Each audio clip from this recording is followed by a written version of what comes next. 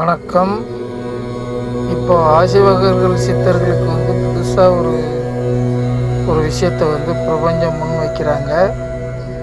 இந்த ஓஎன்ஜிசி, இந்த மாயன் அரண் மாயன் அறம், அந்த ஊரை சார்ந்த இந்த கர்மாக்கள் பிரபஞ்சத்தில் மனுவை வைக்கிறாங்க.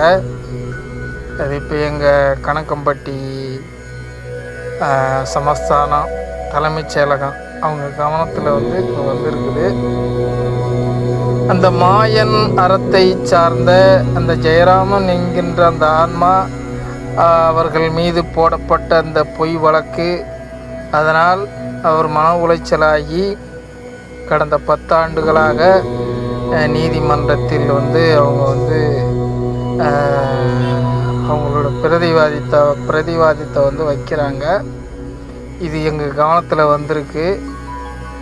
அந்த இயற்கை, இந்த மாசு கட்டுப்பாடு, மாசு அடைதல், இந்த நீராதாரம் மாசு அடைதல், இதை பற்றி